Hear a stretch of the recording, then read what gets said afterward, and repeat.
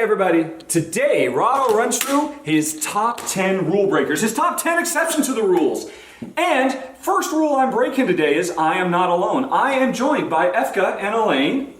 Hey gang. From no pun included. I was going to get to that, but you were going to say hello first and then I was going to continue. Hello everyone. Hey, these guys put on the great board game YouTube show, No Pun Included, which I am actually on record as saying they are my favorite board game show on YouTube. Thank you very much. Did you know that, actually? Second favorite, I believe. We were beat by Will Wheaton. Which I'll but he doesn't count, really. Yeah, no, he Okay, doesn't. yes. All right, well, my favorite of amateur status. We'll Good, say. yeah, I'll take that. Although, not for much longer, because one of the reasons they're joining me today, in addition to talking about their favorite rule-breaking games, is you guys are on Kickstarter right now. Yes, we are, as of today. But also, we're recording in the past, so not quite today, but will be today when this goes live. You've just destroyed the magic. I know. Broken the fourth wall. Yeah. So, you're starting today, and it's to run is it your third season of the show? Well, Your fourth season? Fourth season, I guess, because we've been going for 3 years, and this would be our 3-year anniversary for the channel. Okay, cool. Yeah. And it is an absolutely fantastic show. After you're done watching this, because of course you got to stay through the end of this, you can definitely go check them out. There will be links down in the show notes, or you can hit that eye up in the top right corner of the screen, and there'll be a link to their channel. They put out some of the most consistently entertaining and educational for the purposes of board game videos out there. Yes, no, not in a bad way, but you guys do such a great job of capturing the spirit and feel of games. You really don't focus that much on, right, here's rule A, B, and C. No, we don't. You're much more about what does it feel like? What does it mean to play this game while also doing constant hijinks and cut-ups and all that, and just being wildly entertaining. Yeah, I feel like I've just been run through by Rob. And so, what are we actually talking about today? It is top 10 rule breakers, and by that I mean, well, you may not know these guys, but if you know me, you know there are certain types of games that I just don't touch with a 10-foot pole. But every once in a while, I do find a game that breaks the rules. That, in spite of my likes and dislikes, this particular game I absolutely love. So I'm going to be running through those, and you guys are going to be running through yours as well. Yeah. And this is the ultimate test. This is where you prove your mettle. Prove that you are worth clicking on that Kickstarter link. Okay. No pressure. No pressure. All right. None at all. Yeah. Particularly because they're used to editing stuff. There's no editing here. Yeah, we're just And I live feel on like that. it may be distracted because there are dogs surrounding. Yeah, she's also surrounded by dogs. If you're just like wandering Yeah, I off. just wonder if that's why. All right. Don't worry. Well, anyway, so that's the situation. Let's get going with my number 10. I guess we'll just go you and just so that means we sounds end with good. you. So you got to end strong. Oh, okay. All right. Number pressure. 10. My number 10 is automobiles, which here's where we're going to put our first edit. And we're back. I wasn't really planning on this, but now Efka's going to be editing this video and putting down at the bottom right now, automobiles, because I can't be bothered to do that. Automobiles is a very, very cool bag building game, and the reason it breaks rules for me is because there are very few themes that I don't enjoy in board games. In fact, I often enjoy themes that people can't stand. I love trading in the Mediterranean and farming and whatnot. But, and at the same time, I love Ameritrashy type themes. I love shooting space aliens and fighting ancient dragons and whatnot. There's one thing I can't stand though. It's sports. Oh, I have tried several sports games, sports of all types, including other race games. But they've never been strong enough, good enough to actually allow me to overcome my innate disdain for the topic. Automobiles does. It is a phenomenal, fast-playing little game where we are just driving cars around in a big circle, which is so implicitly boring. I can't stand it. But the whole game is driven by bag building, which is kind of an alternate take on deck building. So it's kind of like Dominion and NASCAR had a baby, and it produced something absolutely beautiful. And that's why it's my number 10, automobiles. Efka, what's your number 10? My number 10, before I get to my number 10, I have to explain to people how I actually numbered my list. All right. Oh, So the idea... so professional. I know. The idea is that number 1 is not necessarily going to be the best game, but it is going to be the game that I was most divergent from not liking before I played it to liking after I played it. Does that make sense? Meaning, that you went into it so just Yeah, sick to yeah. your stomach that you were even sitting down at the table because you knew you were going to hate it with the passion of 1,000 suns. Yes. And but then it turned out to be something wonderful, and it changed your life forever. Exactly. And so the first one at the bottom of your list are the ones that were only the passion of 9,000 suns. Yeah. And, okay. Yeah. Gotcha. Yeah. Well, what is it then? So with that, my number 10 is Great Western Trail. I know. Wait, no, why would you sit down thinking that was going to be bad? Deck building. Whoa! I don't like deck building at all. I've never enjoyed a deck building game up until Great Western Trail. Okay. Yeah, so in Great Western Trail you have cows, Yes. and you take those cows and move them to Kansas City, and those cows are represented by cards that you deck build, and you can buy better cows, Yeah. which have higher values, and I thought, Okay, deck building. yeah. That's just unthinkable to me. I mean, is this the first deck builder you found yourself entertained by at all? I mean, I don't hate them massively Right. or anything like Yeah. that, and that's why again Is this is this number the bottom 10. of your list? Yeah. This is number 10. So I don't feel adverse to playing Yeah. deck building games, but I never particularly feel engaged by them Uh-huh. either. And this one has engaged me, so that was a surprise to me because I thought that's probably the part of Great Western Trail that I'm not going to enjoy as much. But I actually found myself enjoying that part the most. Really? Yes. So has it turned you around on deck builders then? It certainly made me kind of want to try more of them and branch out because I know there's a lot I haven't tried just because Because you just dismissed them out of Yeah, hand, yeah. and you're missing some of the best games on the market. maybe. Well done, Alexander Pfister, for changing know, this man's right? life. Number 10, Great Western Trail. Elaine. My number 10 is kind of a bit of a weak sauce one, I guess. It's Seafall. Okay. Oh, really? Yeah, because I'm not a big fan of like episodic games, right? Okay. So I don't like it where you have to play where you have to play over and over and over again on the same thing, because we have so many games that I want to play, right? That I just want to sit down and play something else. Mm-hmm. And the idea of going back to a legacy game, so I don't care about the tearing up the cards, I love Right. that kind of thing, but the idea of going back to the same game and having to get the same group over and over again, that kind of put me off. But Seafall has like pirates and things in it, so that was good, and I ended up really enjoying the game. So, had you guys played Pandemic Legacy? Yes. Or Yes, we have. Yes, and we have. I love the game. I Mhm. think Pandemic Legacy is an excellent game, but it was that element of having to get the same group and forgetting what we'd done in the last game because it was so long between games, and just not really knowing what to do because I'd forgotten what we'd done before. Right. It was just So you're saying that the Seafall experience is good enough that you overcame your concerns about an ongoing campaign? Do you like it because of the campaign? Has it changed your mind on campaigns? I like it because of the theme Okay. of it rather than the campaign element of it. I still don't. But it hasn't convinced you to run right into other campaign No, games unless no. they are also about Right, pirates. right, apparently. right. All right. Well, there you go. Didn't quite change your life as much, but that's okay. Now, on to my number 9. Another thing that I have a really hard time with is epically long games. I know epically long games are a wonderful thing, and I totally get why somebody would want to sit at a table for 5 or 6 or 7 hours because, the end result, the destination is worth the journey. It's so satisfying, but I just can't do it. I cannot do it, Captain. It's just too long. If a game runs more than an hour, hour and a half, it really, I start getting uncomfortable. I just want to get away from the table. But my number 9 breaks that rule. Forge War. From designer Isaac Childress. That game is crazy long, yo. It just goes and goes and goes. In spite of the fact, the turns themselves are actually fairly simple. It's a quick turnaround. We are basically fantasy era merchants who are mining resources to build weapons in our forge to get mercenaries to go out and fight in adventures. And I suppose some people would be put off by the fact that we're effectively middle managers in this fancy world. Although honestly, that's something I love about the game, that I'm not the hero, I'm the guy who actually pays the hero's salary. So sexy.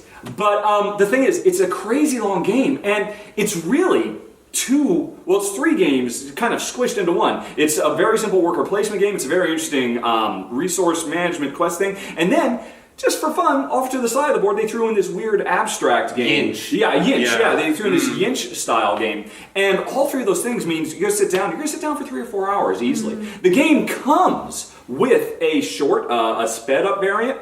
And I thought, oh, well, good, okay, that's a problem. We'll just play that way. We don't play it that way. When we do, we don't get to play it much because it's too long, but when we do, we sit there and, the 3 or 4 hours just zips by. The full experience. Yeah, it's just absolutely phenomenal. And like I said, it breaks, for both me and Jen. Sitting at a table for 4 hours is unthinkable, but not with my number 9, Forge War. Efka, what you got? I have The Networks by Gil Hova. No. So, I really like The Networks, but the reason I didn't expect to like The Networks is because of the humor. Have you seen your show? Yes, I know.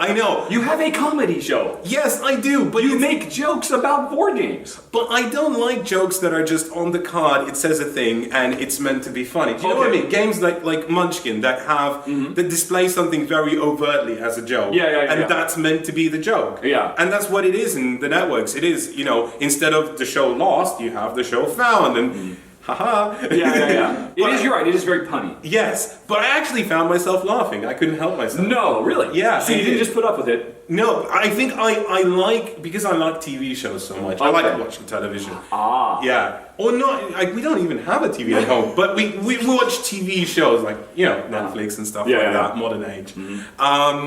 But yeah, I enjoyed the humor. I laughed, and it was funny. And every time I play, I still laugh. I don't know why. And that was my biggest concern, because I thought, you know what, the humor is just going to run really, really dry after a couple of Or get plays. really old really quick. Yeah. One of the interesting things about it is, like you said, I don't think you mentioned, we're network executives trying to put together the perfect TV show, get the right script to the right actors, get the right commercials on it, and stuff like that. And you're right, it's just everything is just silly little puns on popular established shows.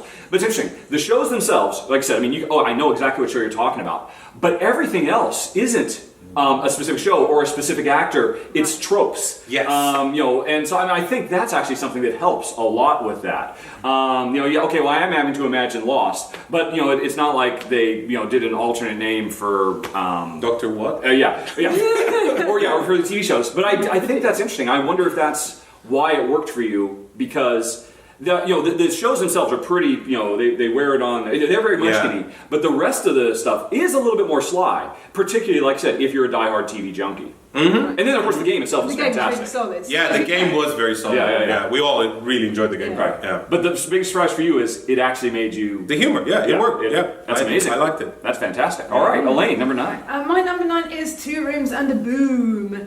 Okay. Because I hate social deduction games. Oh, really?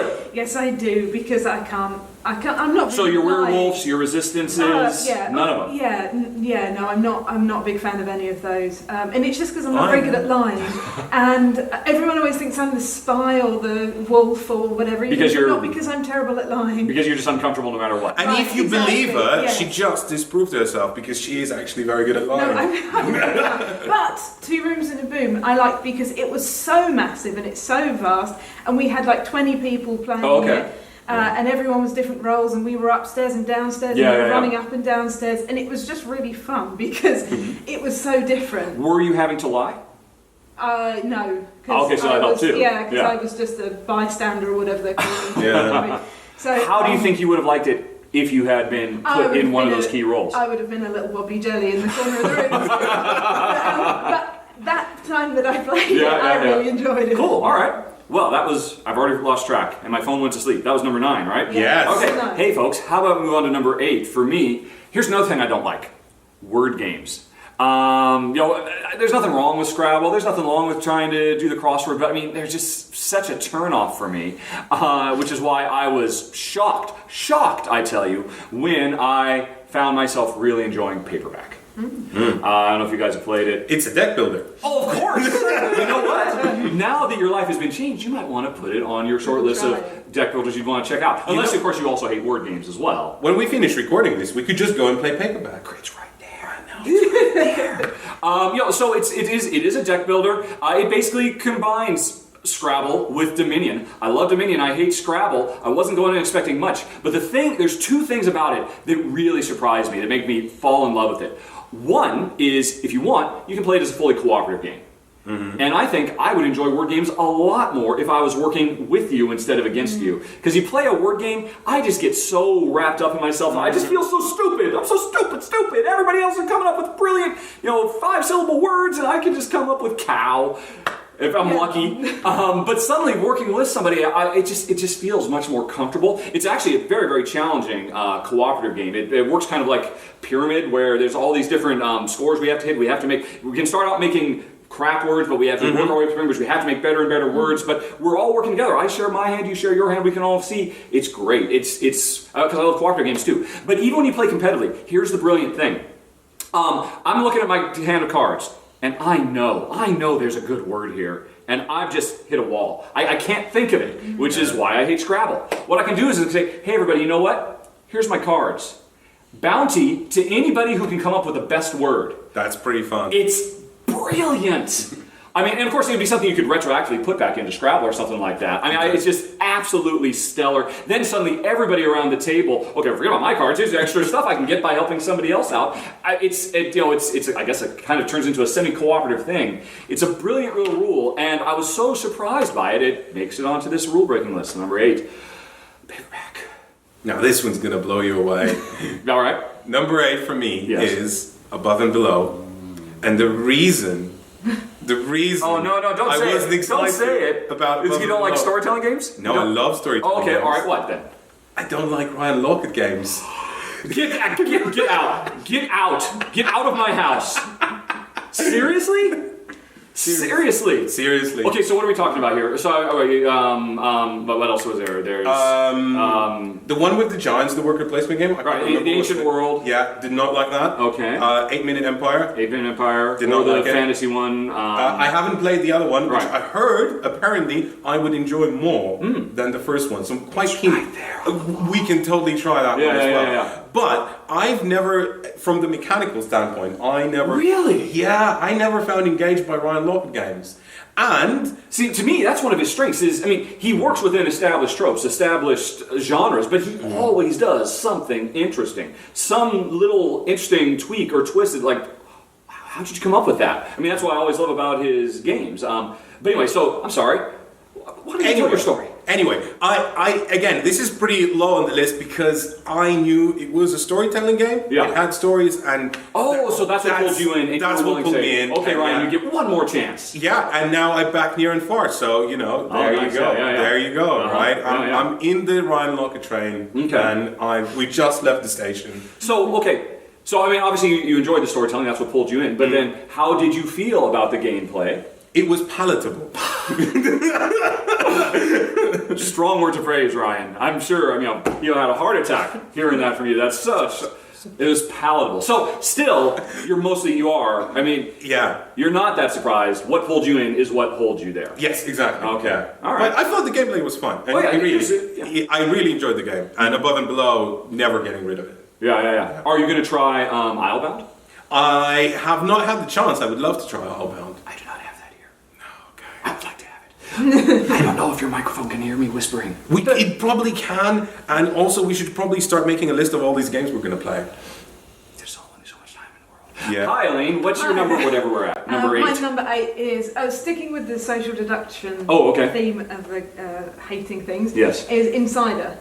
Which that's a brand new hotness that just came out at Essen, right? It's another social deduction game where... Okay, you'll have to tell me about it. I don't know anything about this. Someone plays the master and someone plays the insider. Okay. And the master knows what the word, you have a deck of cards and you look at the word and they have to remember the word. Yeah. And then it's like a 20 questions game where the other players, trying to figure out the word, have to figure out the word. Okay. Right? But the insider knows what the word is. Yeah. So the insider wins if everyone figures out the word but doesn't guess that they are the insider. So it's a balancing act between figuring out what the word is and getting the right and the insider knows what the word is? Yeah, sure, of course. Wow. So for the insider, they have to kind of swing the other players towards... Without being too obvious about it. Because otherwise everyone's going to know exactly Yeah. So I'm not a big fan of word games.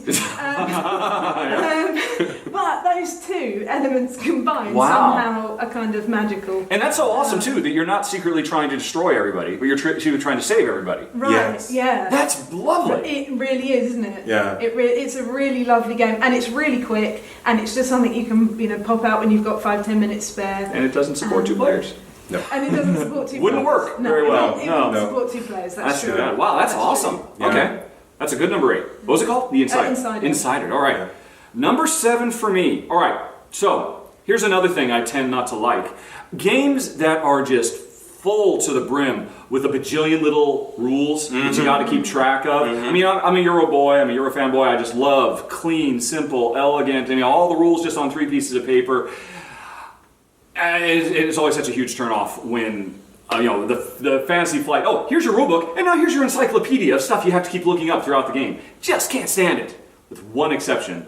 Lord of the Rings, the card game. Oh, that's a good Very much enjoy this. It helps that it's a cooperative game. Yes. So that some of the heavy lifting is shared. I don't have to take on the entire burden of keeping track of every single keyword when it's bolded or italicized or whatever. Although, to be fair, when I'm playing with Jen, she refuses, so I do have to do all the heavy lifting myself. But where games like Arkham Horror or whatnot just send me running for the hills because I just can't stand that minutia. Lord of the Rings is just as bad. There's so many things. There's so many special case rules and exceptions.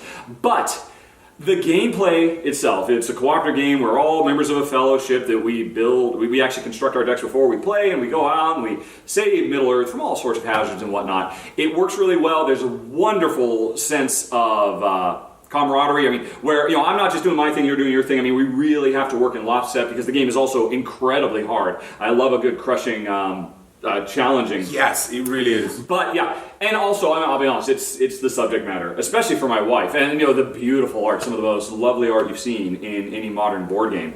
So I break my fiddly rule for Lord of the Rings card game. It's the living card game. I like the adventures in it. You have to rescue a dying eagle and things like that. Yeah. Okay, so my number 7 is Imperial Assault, and in brackets also Gloomhaven. And that's because I don't like dungeon crawlers. Oh, yes. So I actually no. So it's not. Was your father killed in a dungeon? Yeah, that did no.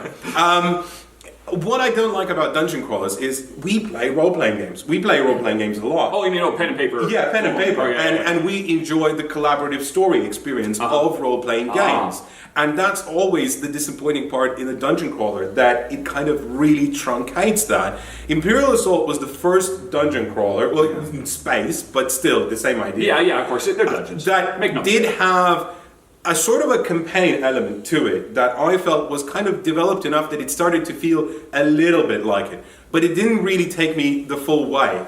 But that was the first time I actually sat down and thought, I'm actually enjoying this experience. Okay. And I put Gloomhaven in brackets because the one game I played of it, I already enjoyed so much more, even though I didn't get to enjoy the campaign elements yet because we weren't run through them. What was it about these two that made you put aside your disdain? I understand you don't like dungeon crawling because the act of dungeon crawling and the minutia involved with moving my character 3 spaces and checking for range and all that gets in the way of the dramatic narrative. Yes, exactly.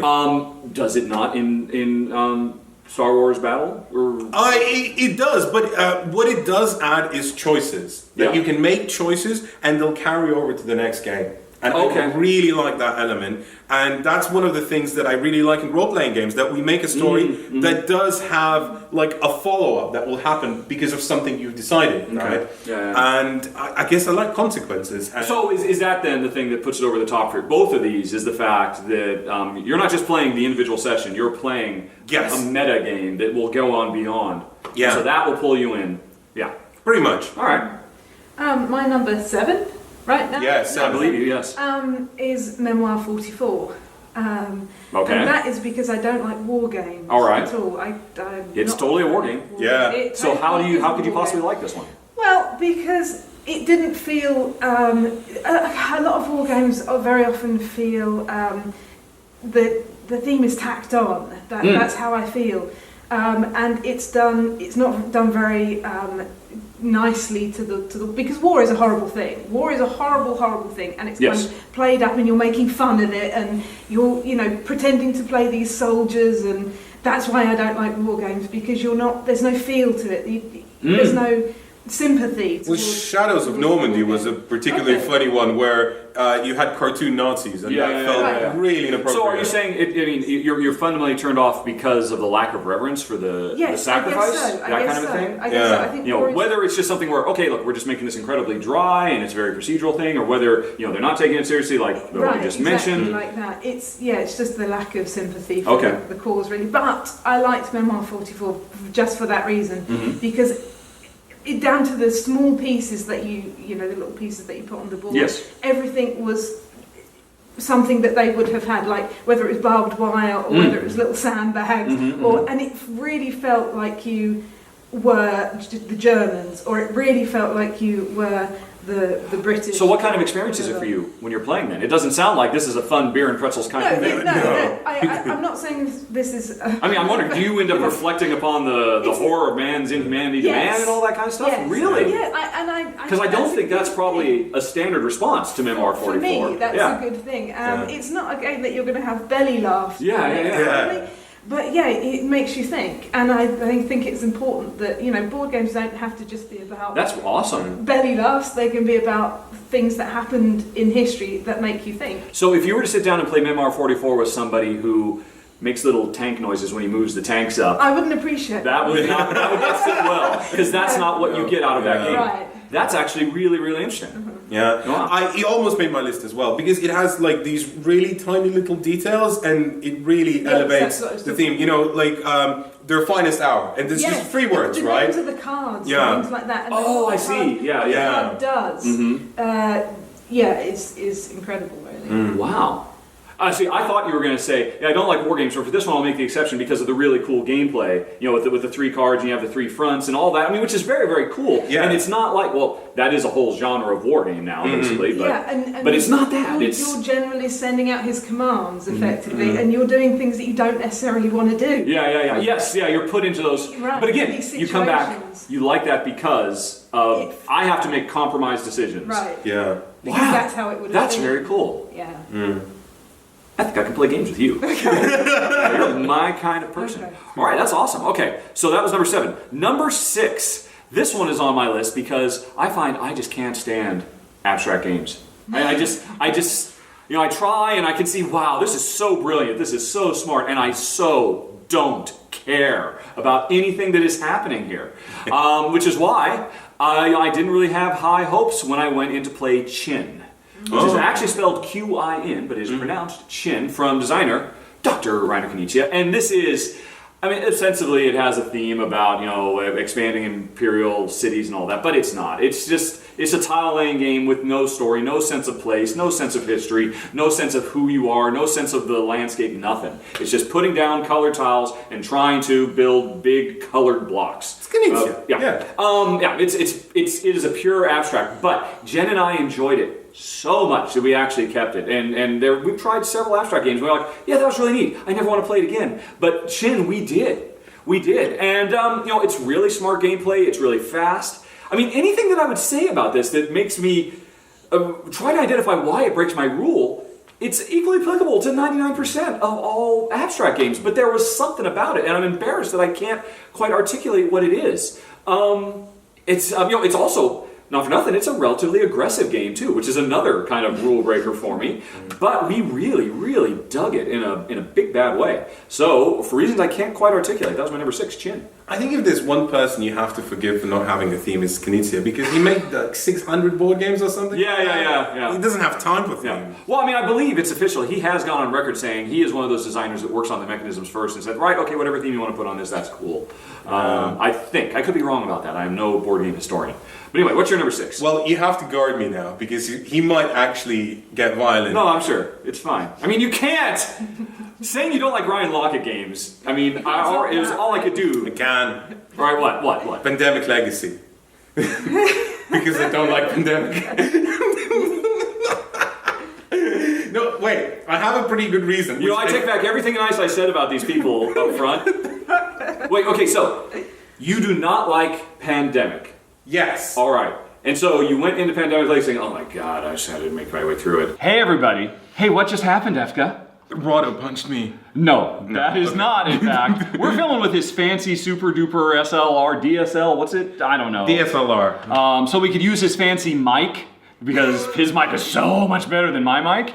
And then it turns out something went wrong. And then he didn't even have the mic plugged in the whole time. So if you've noticed a significant jump in the audio quality, well, this is probably really interesting for you to find out just how good that mic is. Yeah. All right, so anyway, we were talking about how you're an idiot. Mm-hmm. All right, so please continue. Yes, so the reason I didn't enjoy Pandemic is, number one, I probably shouldn't say this on the internet, but I'm a hypochondriac, so I'm not that big on playing with diseases. That's not really a thing that I strive for as because a thematic experience. It gets to you? Yeah, it irritates me. It's simply an irritant for me. Is it like nails on a chalkboard kind of a thing? Well, no, I mean, that's like actual physical discomfort. Almost, yeah, like mentally, you know. Really? I just don't enjoy it. And because it makes me anxious. Okay. And that's the thing. Because you're thinking about what those cubes represent. Yeah, and I never thought that... So for you, Pandemic is too thematic. Yeah, yes. But also at the same time, there are so many great cooperative games out there that I always thought that if I skip this one, is it so bad? Wait a minute, you'd never even played it? No, I had played it a couple of times before we went into Legacy. Yeah. But it was I wasn't wowed by it as much as you were. But consider that you played Pandemic very early on in your gaming career, and I didn't. Yeah, I didn't. So for me, it was a different experience. You know, I liked it, but I didn't like it so much that it completely won me over. But then I played Pandemic Legacy. Yeah. And it was pretty great. And because I really love the Legacy experience. And like Elaine, that's what really gets me going. But the one thing that was still lacking in Pandemic Legacy was, like I mentioned, I want, decisions that impact the future, Yeah. And a lot of the Legacy decisions, I don't want to spoil anything, I didn't feel like it impacted the future of the game so much. It felt like it didn't, you mean? Yeah. Well, no, that's certainly true. But I mean, every decision you make is permanently altering that map. It is, and that's the cool thing for me. Right? And I really like the fact that something happens in that game. It's so hard to talk about it without spoiling anything. I know. Something happens, and that's going to be true for the rest of the game. Exactly, Because there are certain things that are supposed to happen, certain events that will happen, and that's nothing special. That didn't happen as a result of the choices you made around the table. Yes, that was basically the designer telling you a story. Yes. How did you feel about that? I mean, you were talking earlier about how you really dig on narrative. I mean, was it a satisfying narrative? That's the odd thing. Without getting into spoilers. A lot of people say that it's a very narrative experience. Yeah. I didn't feel like it was a narrative experience. Okay. I just felt like, I guess there is a narrative that is being told to you, but you were in no way interacting with it. Yeah. And I still enjoyed it. I really had a very, very good time. Well, no, I was just going to say, I think that's something that I don't like about Legacy games. Yes. That I think Efka's just hit the nail on the head there. That coming back to it, it doesn't feel very narrative because you've gone away and you've done your life, and then you come back to it and you have to. Oh, I see what you're saying. Yeah. That's it's that kind of thing. Yeah. I can't talk more without saying spoilers. So no, I know. Right there. But okay, then in closing, to close this dark chapter, yes. where you said something so outrageous it made your camera freeze, for the record, has it changed your views about Pandemic at all? Yeah, I think so. Really? Okay. Yeah, I'm so far enjoying it a lot. And again, can't say too much, but it's developing in an interesting way. We still haven't finished, by the way. We're on October, I think, and have been for a while. But yeah, I really can't wait. We're planning to all get together for that one final day. Yeah, the big and push. Just do the big push and finish it. Really looking forward to it. Cool. All right. I totally don't remember what number we're at. 6. What's your number 6? My number 6 is Scythe. Okay. Because again, it's a war game. Of course. Yeah. Yeah, it's a war type game. Well, or at least that's what it looks like on the box. On the box, yeah. right. Yeah. So I went into it thinking, and it's a really heavy game, and I thought this is going to take a long time, and I'm going to be playing a game for a long time that I don't like anything about. But actually, I really like there is a narrative element in it, because you have these cards that tell you to do a thing, and they give you different options, and what option you take is how good you are or how bad you are. And I really like that. I really like that they introduced that, because so often war games can be very much... the other thing I don't like about them is that you are actively trying to destroy another player. And that isn't a fun thing for me. Right. And although you're still trying to do that, you can choose how bad or good you are being, right? Wait, what do you mean? How do you mean? To the like, so thematically. Thematically, Oh, yes. okay. So, for example, you'll get a card that says, you can help out the local citizens, and they'll give you some food or whatever. Or you can steal everything. Trash everything. And you'll get extra stuff, but they'll hate you. Okay. Scythe is an odd title for me because people have been on me about it to do a run through for, it feels like decades now. I can imagine. And I'm not going to do it because I've looked into enough. I've read the rules several times. I mean, Jamie actually contacted me well before it went on Kickstarter. He really wanted me to he mentioned, we've made this with you in mind. Me being a prototypical Care Bear player because it's a game where, yes, of course it has giant mechs and stealing stuff and kicking you. Oh, yeah, I know that's your area. I'm going to kick you out now and you have to go home with your tail between your legs. Exactly. It has all that kind of stuff. And you that's don't have to do that. Well, you don't. Okay, here's my question. You don't have to, but often in any kind of game. Sorry, we're getting off topic, and we're just kind of help me out here. I've so often gone and said, okay, fine, I'll give it a try. Game X, whatever it is, that features that, whether it's Deus as an example or whatnot. So I'll go in and I'll try it, and well, yeah, you know what? Based on the situation here on the board, based on my resources, based on your resources, I don't have to attack you. But if I don't, I'm an idiot. Disadvantage. Well, I think probably that there is that element of the game, but less than in the game. Certainly less so. Yes, that's what everybody keeps saying. It's fine. Don't worry, Rahdo. You only have to punch your wife in the face just once. Just once in the whole game. And you know what? That's one time too many. And then she probably will punch you back a couple of times. Oh yeah, she'll punch me several times. She's a little bit more live and let die than me.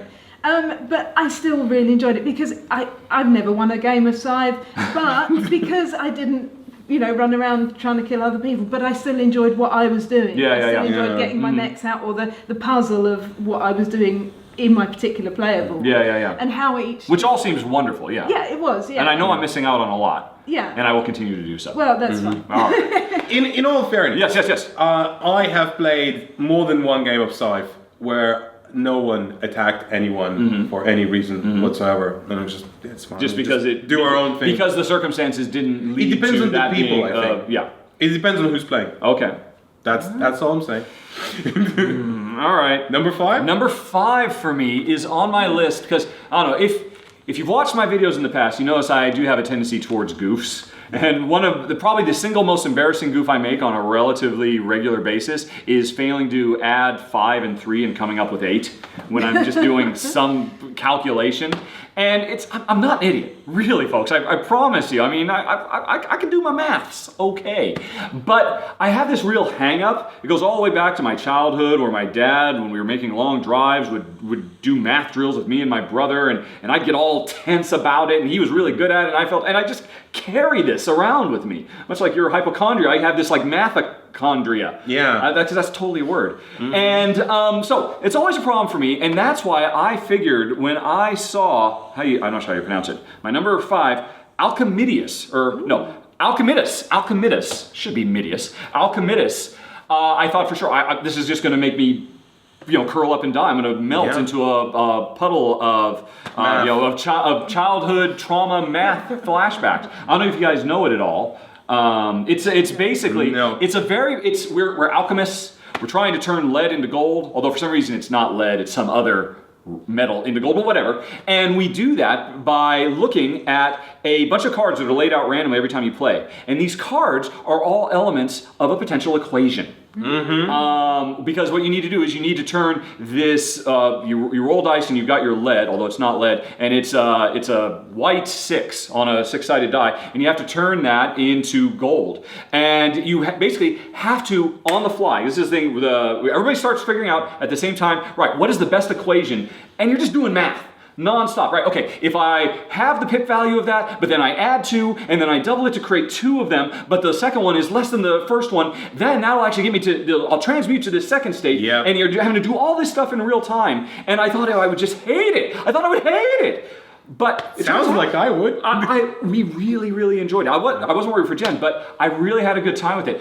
One of the reasons is because, well, in a perfect world, you want to take time because, there's so many ways you can do this transmutation. There's so many different equations you can come up with based on the random variables that are thrown out on the board. You want to spend a lot of time to come up with the perfect one because you rewarded, you get more points if you do it in the fewest steps possible. But if you say to hell with that and just go as fast as you can get points you can beat points for being the most efficient, but also for being the fastest. Okay. And so I just say, okay, I'm just going to...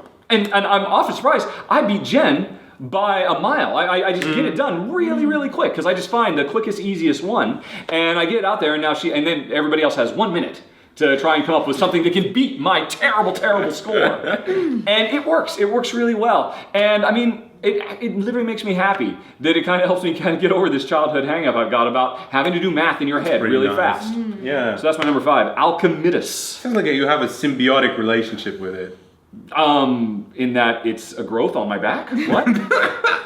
Well, no, you've conjoined your fear of math together with this game and it works. Yeah. It does. My number 5 is Inish. And the reason I didn't expect to like Inish is because it's a very abstract game.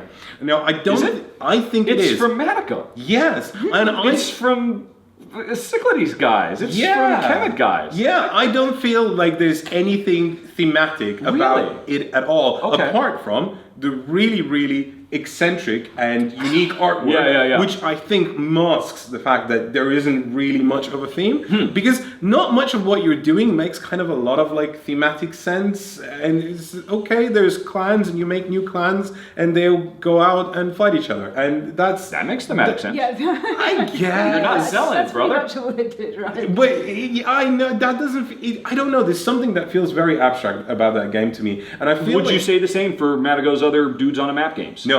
Okay. No, I feel for some reason there's a difference, and I feel maybe it's because Inish is more tactical than it is strategic. Because the other games like Cyclades and Kemet, there's a strategy element, whereas Inish is very tactical gameplay. Yeah. And to me that feels like an abstract game for some reason. I don't know why. It just does, and it didn't feel like the theme came through. But regardless, I really enjoyed Inish. I enjoyed the drafting. I enjoyed that there's only 17 cards, and it didn't matter to me how abstract it feels, and still feels really abstract.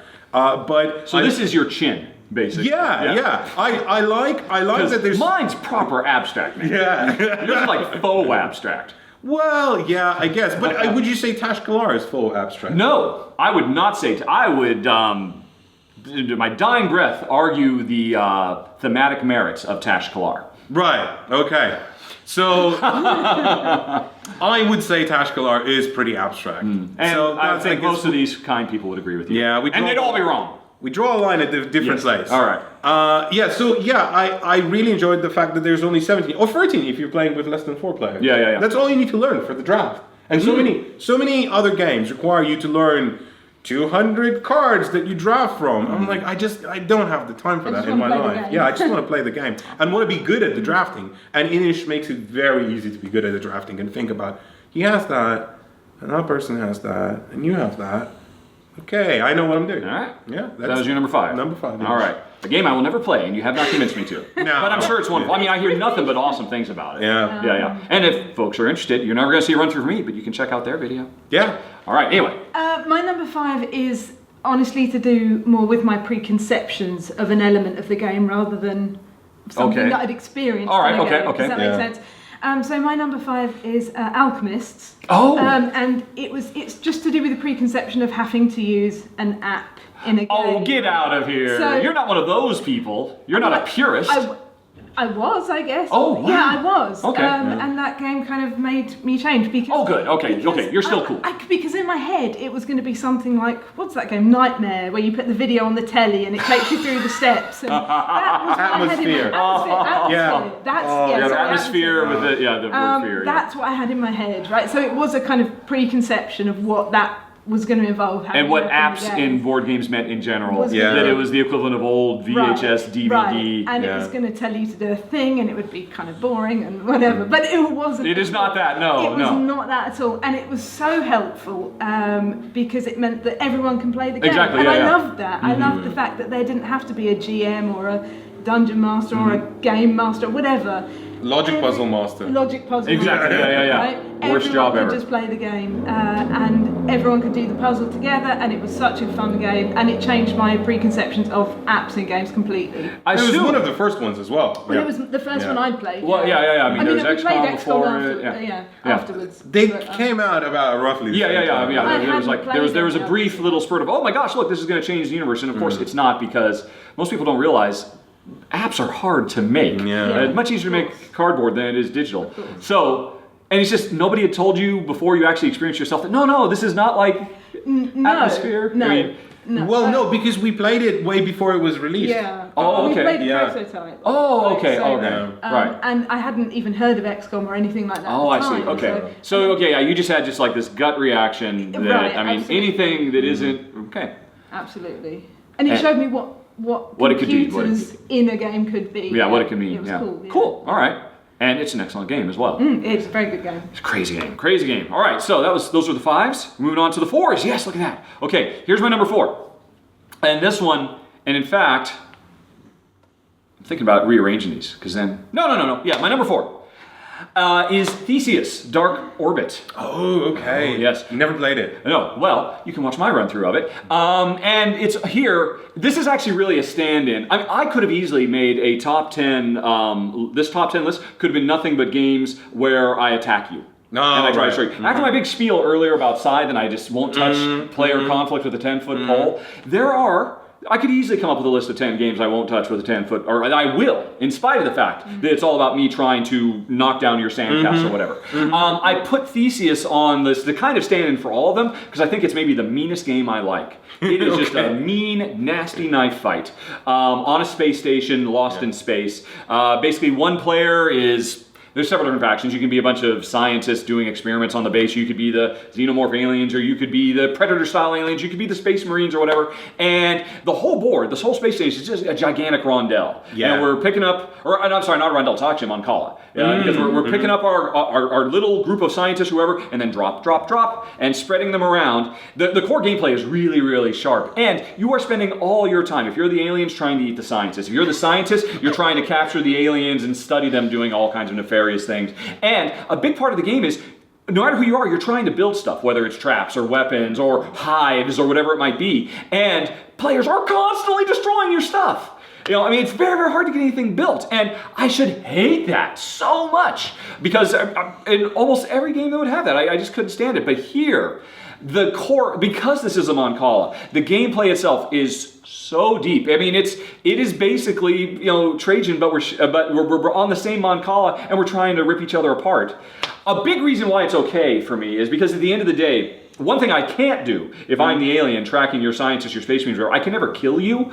Basically, all we're trying to do is race on a point track. The more I attack you, the more points I get as an alien. The more you study me or whatever, the more points you get. And we're just racing to get to 20. So, for the most part, you never lose any of your units. I never permanently slow you down. And the thing is, all the things we're trying to deploy, we have to put it on the board, and then if we can make it all the way back around to the thing, going around, and nobody's landed on it yet, oh yeah, I get to build it. And that never happens.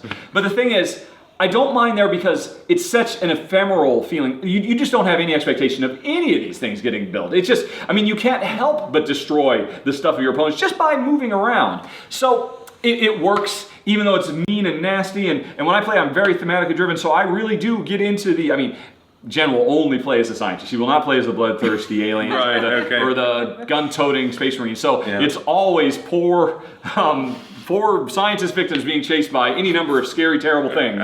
And that's always me, but I love it. It's a fantastic game. A lot of people say it's not because apparently if you play with 3 or 4, which I've never done, it gets too crazy, random, chaotic, too insanely tactile. There's no... I've heard that, yeah. But as a 2-player game, I mean, there was a lot of planning. There was a lot, okay, if I move these guys here, okay, that would mean next turn I could do this, but only if she does that. But she's not going to do that because she needs to get over there to do this. It's so sharp. It's the tactical. antithesis of everything I hold close to my heart as a gamer, and yet I love it. Theseus, Dark Orbit. Okay, my number 4 is A Feast for Odin, and yeah. Do you even like games? No, yeah, I do. This is, after all, a list of games we like. Your list is reasonable. Yours is a list of madman. I know, because I don't like movie games. No, I'm joking. You're gonna break the camera again. You gotta watch it. This is a delicate. No, I don't like roll to resolve with dice. Oh, fair enough. Yeah. I really don't like it, and I thought I would hate it in this game. And the thing that made me try it is that there are 61 different actions, and I thought you could play this game without ever rolling dice. I don't think you wouldn't. No. Yeah, you still want to do those actions that require dice rolling, especially because later on in the game you pick up so many things that help you out with the dice rolls. So you're just like, But I found that A Feast for Odin as a whole was a pretty enjoyable experience, and the fact that it does have the roll to resolve thing didn't really sour it enough for me to not enjoy it. It doesn't give you a newfound appreciation for roll to resolve, does it? No, because it's interesting. That, if you read the rule book for A Feast for Odin, they actually stopped and had a little call out in the rules saying, look folks, now let's talk about these dice. I know you're going to hate them, but trust me, it makes the game better. Because now, you don't think that? No, I don't. You will not give Mr. Rosenberg that. No, I will not. You would still rather just say, hey, you know what, I just want to spend my resources to go whaling and not have to roll dice. Yeah, I don't think it adds anything fun to the game at all, because it's just like, see if I got a thing, yay. No, I think... now, I don't think you're being fair to it, because... I have a roll to resolve issue coming a little bit later on the list as well. Excellent. But the brilliant thing about the roll to resolve in this is it's not roll to resolve, it's push your luck. It is push your luck. Yes, it is. You're right, because for folks who don't know, you roll the die and you're trying to get as high as you possibly can, or as low depending on what action you're doing. And you're rolling what, an 8-side, or is it a 12 or a 10? It's in either an 8 or a 12. Yeah, let's say you're rolling the 8-sided dice and you roll and you get a 3 and I want to get an 8. Oh, that's terrible. Okay, I'll re-roll. Then you get a 4. Yes. Like, I can live with this 4, or I can roll again and try to get a 5 or a 6, or I'll get a 1. I hate it. No, but that's awesome. No, it's not. It curls you up into a little ball of, what's it going to be? I mean, and if you go for it, the emotional release, whether it goes your way or not, is very, very evocative. It pulls you in. It makes the game come alive, and it turns. So disagree. I know. I think for me that I get that feeling. Yes. I have that feeling, but at the end of the day, it still feels arbitrary because right now I'm not. And I get that it becomes push your luck because you get to roll the die 2 more times if you want to. But it's still rolling a die, just more times. Yeah. And at the end of the day, whatever decision you make, the end result is arbitrary. It's just that you do more decisions based on dice rolling. More decisions are good. And what do you mean by arbitrary? What does that mean? Because the result is random.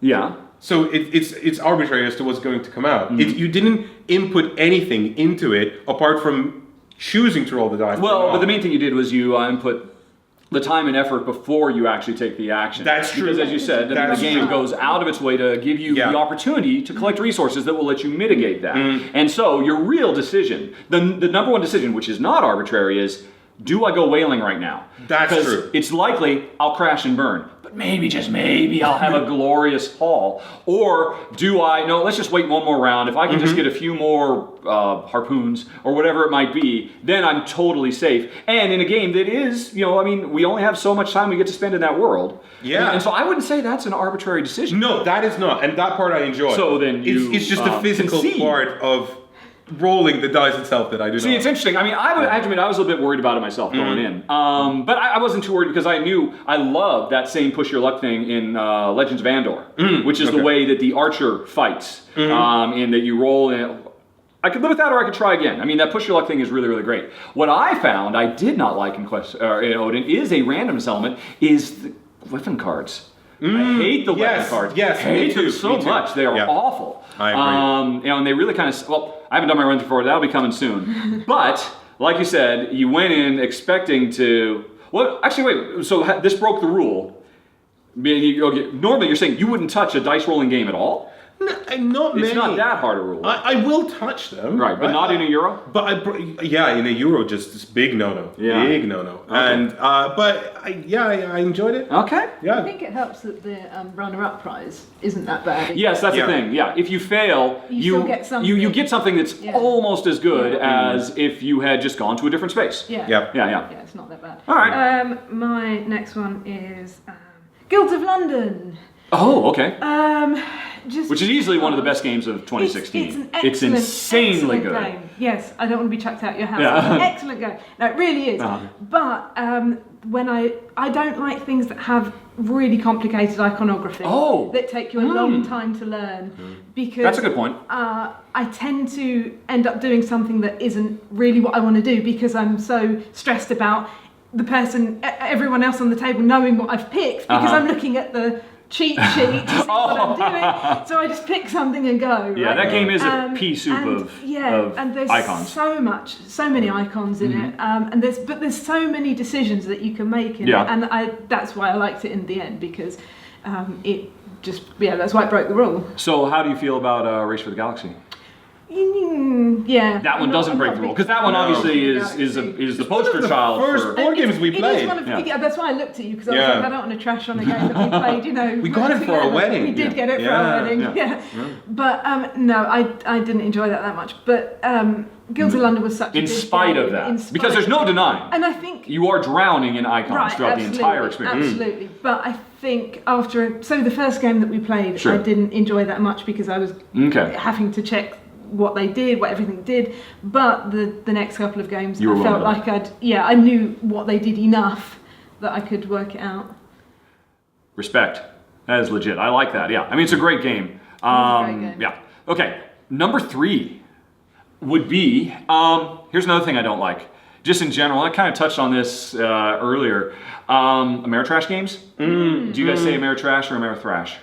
I avoid the term entirely. Just can't. Oh, come on. Well, really? You're not gonna? I can't get you to say it at all? No, I can say it. Ameritrash. All right, yes. I just avoid it. Yeah. For folks who are upset by the fact that I'm using the word Ameritrash, remember, it's not that the game itself is little refuge or garbage. It is the fact that it is a game full of giving you opportunities to trash your opponent, to trash the world. It has a rock and roll mentality. In the same way rock stars will trash their hotel room, you get to trash your opponents or trash whatever it is. That's why it's Ameritrash. It's a positive. But anyway, I tend not to like them. In fact, for a number of reasons. A big one is often they're full of a million little fiddly rules, which I talked about earlier. That's a big turnout. Often it feels to me that there's more of a focus in the design on the narrative, on the drama, as opposed to the mechanisms. Not that they're poor mechanically, but that they just don't create as rich and robust a puzzle for me to solve. Because they're more about risk mitigation and probability management and all those sorts of things. So I mean, there's just any number of reasons that they just always fall flat. But there is one. It is a pure poster child for Ameritrash that I love to death, and it is my number 3, Runebound. Second edition. Second edition. Yes. Yeah. Okay. Third edition. Oh man, Fantasy Flight. It's fine. I totally get what they did, but it's interesting. The reason, more than anything else, Jen and I, we both loved Runebound. Well, we love fantasy. So that's a problem for us being diehard Euro fans, that we don't get as much fantasy in our diet as we would like. But that game, while it's Ameritrash through and through, it has this wonderful little Euro mechanism of every round, roll your movement dice and solve a little puzzle. Every round is a tiny little puzzle, and then we can go to hey, let's have a big, multi-round combat dice off, and let's learn what all our keywords are, and let's read story snippets and all that. Okay, well that's there. But man, I just love that dice. I love rolling those dice and figuring out, okay, can I get over those mountains? Okay, I know I should go around. I should go around because I could get halfway through them, but if I don't roll another mountain on the next turn, I'm screwed. I'm just stuck here. I mean, just these little dice. I mean, they feel so thematic. Hey, normally moving on the road is how can I not roll any road dice? I guess the roads are closed down. There's too many bandits. All right, I'm gonna have to go off road. I love it. I just absolutely love it to death. And it just never gets old for us. Even though this is another one. It breaks the long game rule. This is a 3-4 hour game, but we just never get tired of rolling those dice and trying to figure out how to move around the world. One of the things that bummed me out so epically for the 3rd edition is they still have it's roll and move. Yeah. But they really neutered it. They made it much less challenging, because that's the interesting thing. Runebound 2nd edition is just full of kind of design spikes. It's not a smooth ride at all. There's a million little things you kind of trip over that really slow you down and hamper you and punish you and make things hard for you. 3rd edition just kind of smooth everything out. It's a smooth, relaxing ride as we just try to go from point A to point B. Nothing ever really sets us back. Nothing ever really gets in our way. It's just kind of chill. Guess what? Guess what, Mr. Fancy Pants Camera? All right. Are we going to make it through? Is it going to make it to the end? Hopefully. Okay. Yeah. Well, anyway, I think I was just waxing rhapsodic about Runebound. Yes, and correct. 2nd edition rocks the socks. Honestly, there is just no good reason I should love it. But those dice, that puzzle, every round, I mean, Jen, I absolutely do. I mean, we just adore it. And we were so disappointed. And actually, I'll tell you why I'm even more disappointed. Would you like a heartbreaking tale of woe? Yes, go on. So we love it, and it's the 2nd edition, long out of print. I got a million expansions for it and all of that. Like, the 3rd edition is coming out. I'm sure it'll be awesome. You sold it. Yeah. Oh. Got a pretty penny. Got the 3rd edition and said, "What is this? This is not my Runebound." So I guess it's not that sad a story, but I feel for you. Yeah. I feel for you. Yeah. My number 3 is a crossover with Elaine, but for different reasons. And that game is Insider. And from earlier, Insider. Okay, yes. yeah. So Elaine doesn't like social deduction games. I love social deduction games. Yes. Do you know what I hate? 20 questions. Cannot stand it. Oh, really? Okay. Yeah. Yeah, because that's the core of it, yeah. It falls into a whole category of games I cannot stand, travel games. Yeah. Because I think they are games that people play when they can't play any other game, and in any other situation they would choose not to play it. Why play it then to begin with? I just can't. But I love Insider because for some reason it makes 20 questions fun. It's just gamifies it ever so slightly. So you've played it, I assume. Have you been whatever it is? I've been all the things. Right. Yeah. Okay. And loved it in all cases. Even if I would. But even if you're just playing it regular. Yeah. Is it just the fact that you're playing it cooperatively with other people? Yeah. Even if there wasn't that secret hidden one amongst us, do you have to actually ferret out who the one amongst us is? Yeah. Is it a that person wins or everybody else wins? Yes. Okay, so if nobody wins. Or nobody wins if you don't figure out the word. Right. If nobody figures out who the secret person, whatever it is, the spy, then they win. Otherwise, the other 19 people win if the spy is revealed. Correct. Okay. And so if the spy wasn't in there, and it was just a cooperative version of 20 questions. Nah, probably wouldn't like So that. just the existence that you're just looking around, why did you say, how could you? That's insane. Yeah. And so it is the social that takes over the top. Yeah, it sounds awesome. Did you bring a copy?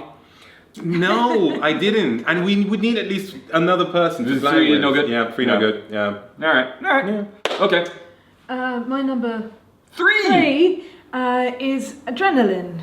Oh, sure. Yeah. Yeah, because again, like I said earlier, I don't like games where your sole idea is to go and beat down other players, right? I want to do my game, and let you do your game, and maybe we'll interact at some point, right? But I think I'm not quite even sure why I did enjoy the game. I think it's because it was so quick, and you feel so disconnected from your character. You don't feel like you're really playing that character. You feel like you're playing a machine. You feel like you're controlling a robot almost in that game. Yeah, I guess. Yeah. Really? Okay, yeah. So because so this is the one that replicates a first-person shooter. Yeah, right? yeah. It's like you're playing Doom Deathmatch. Everybody's running around shooting each other, and it's effectively an area control game because it's not about me actually shooting you to kill you. It's just that I want to get more. When you die, we're both shooting at you, and when you die, I want to have put in more bullets than you, so that I score the points. And you can come in and steal from me, and all that kind of stuff. I want to be the one that finishes you off because I get extra points, or I want to be the one that hits you first. Because I get because there's extra stat too. And you feel such a disconnect. It is almost like playing a first-person shooter. Yeah. You don't really feel like your character. You just go, let's. And it's quick. Do you agree with that? Because I would assume, that it does. Because my understanding, I have not played it. Yeah. It's one I would actually like to try at some point. I think you should try it. But not as a 2-player game. No, not as a 2-player game. I know it comes with definitely, 2-player rules, but it's... No, I wouldn't even play it with 3. 4 I think is pretty good. Yeah. And 5 I think is too much. But 4 seems to be the really sweet spot for me. I can only talk about a game that I've played. Like I don't know about anyone else's experience of the game. What was the rule that it broke for you again? That I don't like games where you set out to kill other players. Right. And that is your sole goal. You're doing nothing but trying to kill. It never feels personal. No, it's just I like, think that's what changed. oh yeah, of course you would do that, and that's not really bad for me in any way, and we all have a laugh about it. And a big part of that, correct me if I'm wrong, is because when you do get killed by us, there's absolutely zero setback to it, right? You lose nothing. There is a little bit of setback. What do you lose? Because when you get damaged, the more you are damaged, the better your actions are. You unlock extra movement towards your other actions. But when you get killed, when you eventually die, you reset. So as you're getting more and more wounded, you're getting stronger. Right. But it's such a minor thing that it almost doesn't matter. Yeah. Well, I mean, actually, that doesn't even feel like, because that is literally, as you get stronger and stronger, that's a gift that we have given you. Yes, And it doesn't feel like something that I've worked really hard to build, and I've made it, and I'm proud of it, and then you come along and destroy it. I love the idea of it so much. Having worked on shooters, video games for years. It surprised me that I enjoyed it. I did. All right, cool. That's a good one. That was number 3. On to number 2. This is going to be another one that is all about. It's a continuation of the Ameritrash theme, but in kind of a different way. It's time stories. Yeah. Oh wait, now did you go in thinking time stories was going to be awesome? Awesome. I went in thinking it was going to be awful, terrible, because of everything that it is what I hate. It is a game. Well, first of all, there's not that much game there. And what game there is okay, let's just move around, flip a card, look at some stuff, try to remember this, and then roll some dice, and roll some dice, and roll some dice, and roll some dice, and roll some dice, and roll some dice, and roll some dice.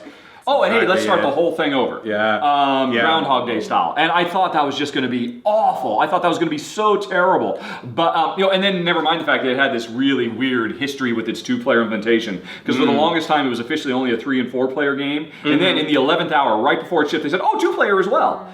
But the way they implemented 2-player is a way that I absolutely abhor, where the 2-player rules are, hey, I'll control 2 characters and you control 2 characters, and that's awful because you get disconnected from your character, you don't really feel like you're projecting into the world, you feel like you're a general giving orders. So I thought it was just going to be awful. And so imagine my surprise when it turned out to be just absolutely phenomenal.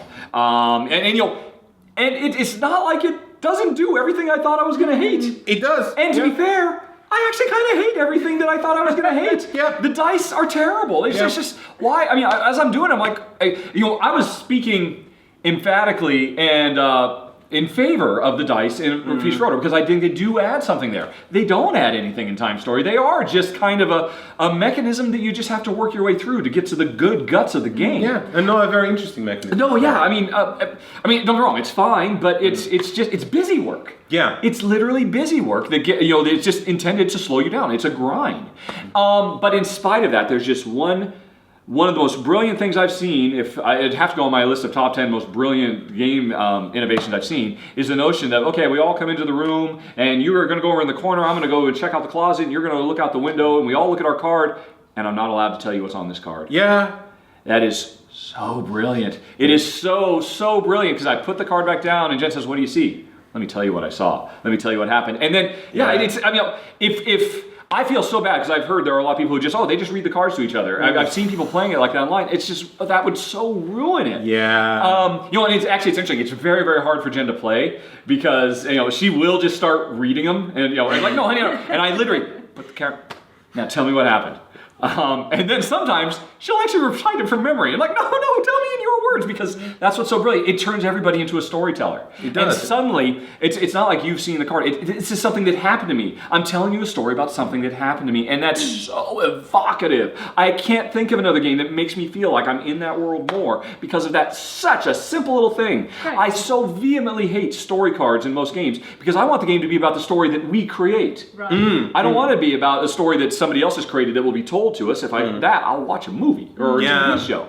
But here, it's because I am creating it, and that's actually where the interesting game is, because if I don't remember everything that was on that card, if I don't tell you something that I completely ignore, but then it turns out to be, you don't think that's the key to solving everything.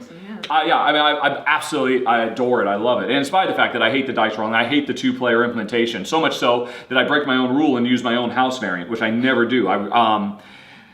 It's great. It's my number 2 time Game source. of the year 2015. Yeah, I remember. Yeah. My number 2 is Gods of Atlantis. Now, Gods of Atlantis. Do you not know? No. Okay, so it's dudes on a map. No, it's MOBA on a board game. Oh, okay. Oh, yes, I do. Yes. I do. I've heard it's very good. It is very good. Yeah. I think it completely surprised me because, so the rule that it breaks for me is I didn't think I would like a tabletop version of MOBA. Really? And had you tried Roman Bones? I have, and no. Okay. And so Roman Bones did not change your mind on that regard. No, but not Atlantis really. did. Yeah, and I played some other. I think Crossmaster Arena. That's one. I think. That's I know there are. They have elements. Yeah. Yeah. But yeah, no, completely changed my mind. It beautifully implements MOBAs. Yes. I mean, I'm not a big MOBA player. I played the very casual one, which is Heroes of the Storm, the Blizzard one. For folks who don't know, by the way, MOBA is a particular genre of video game where there are endless waves of simple little weak enemies who are streaming from one side of the world to the other. Some of them are mine, some of them are yours, and we're just running around trying to kill little enemies and occasionally fight each other as well. Yes, and have very unique abilities. Yeah. I think that's the key. And it turns that into board game form. Yes. Very, it captures all the beats. No dice. Yeah. No dice. Just cards. Really? Simultaneous reveal, like Raptor, for example. Okay. Yeah, I love that, and it feels very tactical because you're often thinking, you spent that card and that card. And when you start the game, unless you know the game really, really well, you won't know necessarily what the other characters are able of doing. But once they do that, you kind of go, well, there's only 5 cards that you have and one of them does nothing. So there's only 4 cards I need to learn that my opponent has. Yeah. And then I can anticipate by what they're going to do. Yeah. And I just thought it was very beautiful. I'm not sure you'll like it because it's very it's aggressive. totally not for me. But I really enjoyed it. Did you? I didn't play it. No, you haven't played it. I haven't played that yet. Okay, actually, I'm going to come back to that a bit because Roman Bones is the poster child for, oh my god, look, they've done it! They've created MOBA and they made pirates and stuff. And everybody's loving on it, but you're saying, why does Atlantis succeed at breaking your rule of, there's no way a MOBA game could work well, where Roman Bones maybe didn't quite tick the same box for you? Well, I'm going to say that word that I don't like saying, but I just think Roman Bones is too Ameritrashy, really. Okay. Really, for my taste. Right, yeah. Because it is. It's just run around, roll dice, roll to resolve. It's all roll to resolve. Roll to resolve, yeah. Yeah. Not a fan. Yep. But that one, a fan of. Mm-hmm. Okay, cool. Yeah. Ace. My number 2 is Great Western Trail because it has elements in it that I didn't think I'd like when. So Efka read the rules. What you talking about, Liz? So it has deck building. Wait! Whoa! No! You can stop right there. Yeah. You also are anti-deck building? No. If the game is about deck building, I'm good with that, right? But if the deck building is within the Euro game, I'm not a big fan of that because I struggle and there's too many things to keep track of. All right. And I have a little panic. So, right, okay. So it's that, right? And also the fact that there's elements of like making deals with Native Americans and things like that. And I just thought, this isn't going to be well done. And then we played it, and I really liked it because you have, and also because I don't like the idea of having different options and trying an option like the train track or the cows or the buildings. Too much diversity. And maybe one of those is better than another one, and then I get halfway through the game. Wait, this is another rule that you have? How many rules does this game break? This isn't really a rule as such, but it's an amalgam of rules. It's an amalgam. There's not one single thing in it that broke a single rule, right? But you expected. From what you understood of the game, you went in thinking, it throws deck building in. That's going to make it too complex. Yeah. It's not going to treat this Native American subject effectively. Exactly. Yeah, not too complicated. Just too wishy-washy. Do you know what I mean? If you're going to do deck building, do it. Be about it. Yeah. If you're going to do Euro, do the Euro. Yeah. Introduce these weird elements, but it works really, really well. And actually, that was my favourite part of the game. Was I went the cow route. The deck building route. And you can decide to do different things in the game. Actually, I really enjoyed that. And that's why it breaks that rule. All right. That made up rule that I just made up. Yeah. A weird amalgamation of rules. Yeah. All right. This is it, folks, for all the marbles. My number 1. I'm going to close out my kind of Ameritrashy circuit here with this is a game I should hate. I should hate it with a passion so much. Space Hulk, Death Angel. Ooh. Ah, okay. Yeah, I played it a very long time ago. Yeah, well, yeah, it's been around for quite a while.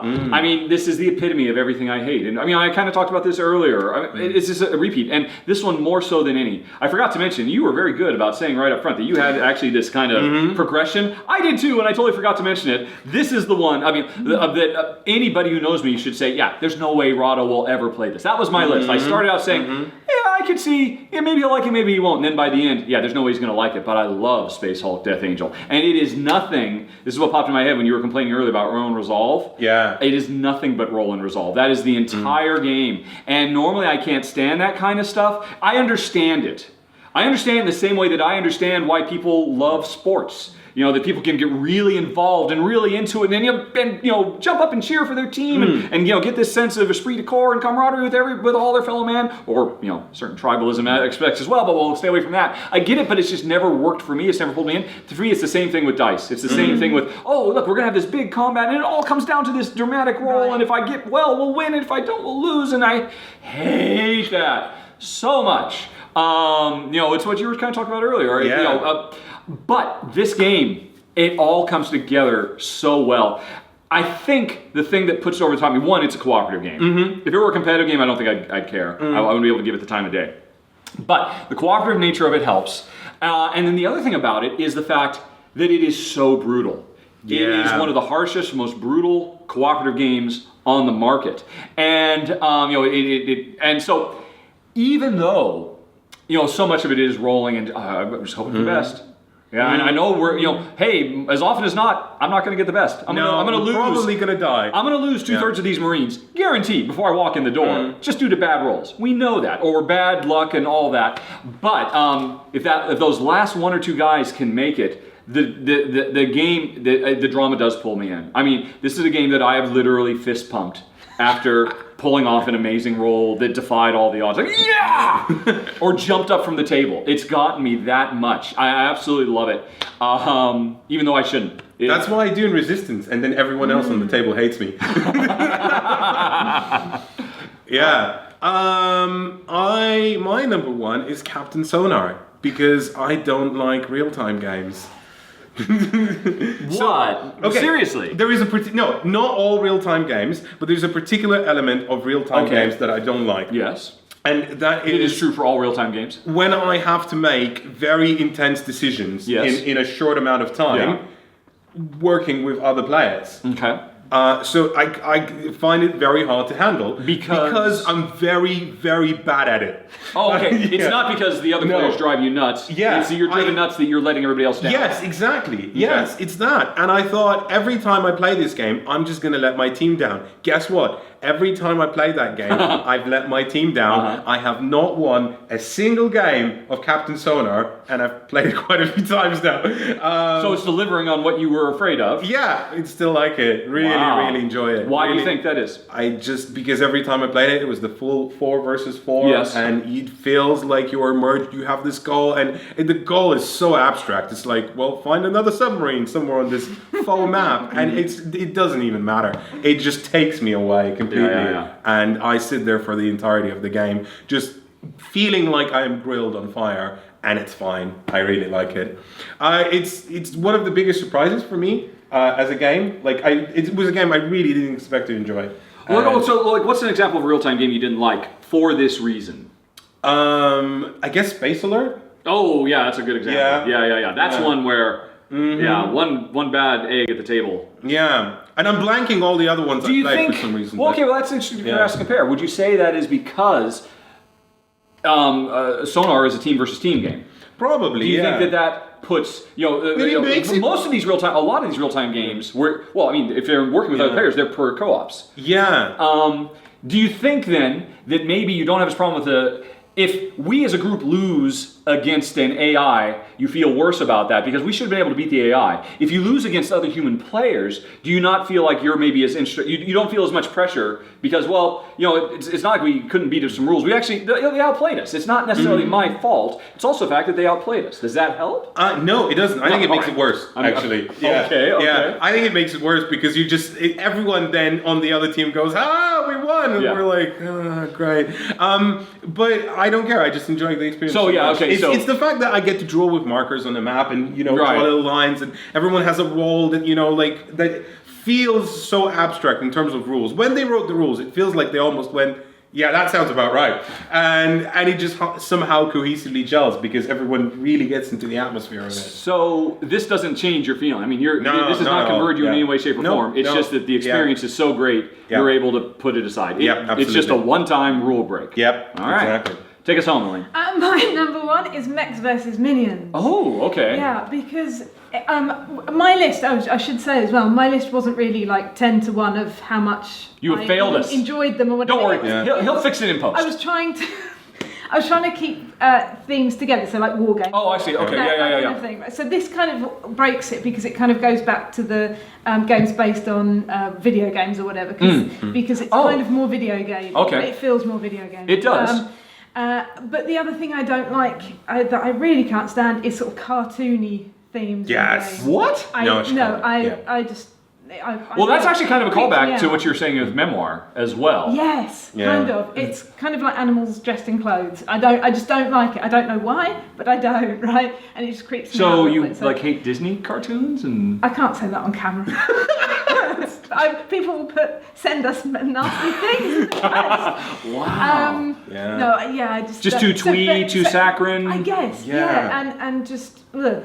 And I also don't like. But wait, there's more. But wait, there is more. I don't like games that have things spawn. So you go in, you kill the thing, it goes away. I've done my thing. I've engineered my turn, so I've succeeded in what I wanted to do. And then there's more of it. Yeah. Kill, die, repeat. The treadmill.